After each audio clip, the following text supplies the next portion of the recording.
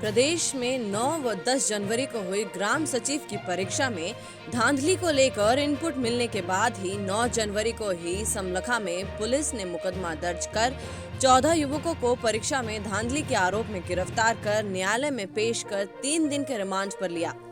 पानीपत के एसपी द्वारा staff selection commission Haryana को इसकी आधिकारिक सूचना भेज दी गई थी और हिसार से भी इसी तरह से इनपुट मिल रहे थे। इस दौरान 10 जनवरी को थाना समलिखा में पानीपत में एएसपी के नेतृत्व में एसआईटी का गठन किया गया। इस तरह से हिसार में भी एसआईटी बनाई गई जो डे बाय डे आपस में सूचना आदान प्रदान कर रही थी। पानीपत में अब तक समलखा उपमंडल के पैराडाइज स्कूल के मालिक, उसकी पत्नी और बेटे समेत 19 लोगों की गिरफ्तारियां हो चुकी हैं। इसी तरह से हिसार में भी लगभग 18 आरोपी गिरफ्तार हो चुके हैं और पकड़े गए आरोपियों से मिले इलेक्ट्रॉनिक गैजेट्स और डिवाइस पुलिस के कब्जे में है। उनसे जैसे जैसे डाटा रिकवर होगा और भी नाम सामने आ सकते हैं।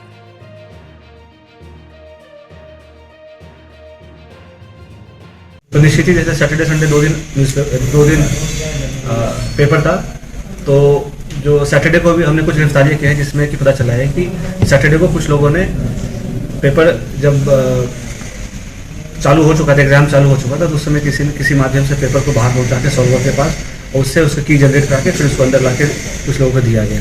तो इधर समालखा और दोनों चाहिए।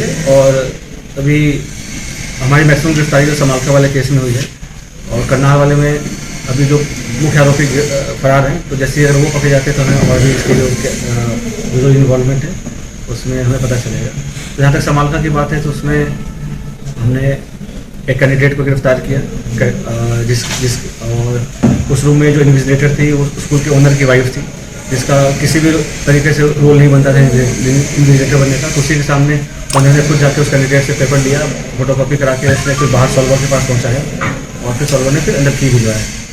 तो जिसके पास वो की पहुंची है उस सब के नाम हमारे पास है और उसमें सारे के नाम हमारे पास आ गए हैं और ये सारे किसी न किसी मिडिलमैन के थ्रू पैराडाइज स्कूल ओनर के संपर्क में आए थे। तो सारे मिडिलमैन के नाम भी हमारे पास हैं और उसमें से हमने कल गिरफ्तारी डाली थी। आपको पता है प्रेसमेंट किया था, परसों गिरफ्तारी डाली थी। टोटल कितनी गिरफ्तारियां हुई इसमें? तो ये एक स्टेट लेवल का नेटवर्क था, तो वहाँ पे भी 18-19 गिरफ्तारी हो चुकी है और मेरे उम्मीद से कम 10-15 गिरफ्तारी हम और करेंगे। हमारे पास और नाम है, मिनिमम इतनी गिरफ्तारी हम जरूर करेंगे। जो मुख्य आरोपी है समालखा में भी और करनाल वाले जो उसमें भी, उनके जो अपने जो लोकल मास्टरमाइंड है वो भी फरार चल रहे हैं। तो उनके पकड़े जाने के बाद ही हम ये बता पाएंगे आप लोगों को कि और कौन कहाँ तक इनका नेटवर्क कर। सर शनिवार परीक्षा रद्द होने का कारण यही बना हुआ सर? ये निश्चित है कि हमने स्टाफ सिलेक्शन कमीशन को, हरियाणा स्टाफ सिलेक्शन कमीशन को एक सूचना हमने ऑफिशियली दी थी, जो हमें पूछताछ से पता चला कि इनका जो उनके पूछताछ से पता चला कि और कहाँ सेंटर पे उन्होंने आदमी लगा रखे थे। किस किस को दी है? तो हमने HSSC को हमने सूचना भेजी थी कि हो सकता है कि ये सेंटर भी कॉम्प्रोमाइज़ हो। हमें जब तक इन्वेस्टिगेशन कंप्लीट नहीं हो सकती तब तक हम नहीं बता सकते कि सही में कॉम्प्रोमाइज़ था कि नहीं था। तो हमने चूँकि संजीदगी समझते हुए, क्योंकि सैटरडे संडे भी एग्जाम था, तो हमने पहले इन्फॉर्मेशन दे दिया था। तो हो सकता है कि उस बेसिस पे इन्होंने सैटरडे संडे का भी प्रोग्राम। सर अभी तक आपकी जांच में आया है? साथ से भी उनका लिंक्स हैं कुछ, और जैसा आपको पता ही है कि हमने सारे डिवाइसेस सीज कर रखे हैं। तो डिवाइसेस जब वो लैब से आके उससे डेटा निकल के आएगा हमारे पास, तो और भी हमें पुख्ता सबूत मिलेगी कि और कहाँ इनका नेटवर्क आ जाता है। तो चूँकि हमारी इन्वेस्टिगेशन कंप्लीट नहीं हुई थी तो हमने HSSC को बता दिया कि इसमें हो सकता है काफ़ी और सारे सेंटर्स कॉम्प्रोमाइज़ हो। उनको हमने फॉर इन्फॉर्मेशन भेजा था। बाकी वो क्या डिसीजन लेते हैं, किस बेसिस पर डिसीजन लेते हैं, उस पर मैं कुछ कमेंट नहीं करना। तो सर हम आपस में टच में हैं, उनकी SIT और हमारी आपस में टच में हैं और डेली बेसिस पे इन्फॉर्मेशन एक्सचेंज हो रही है।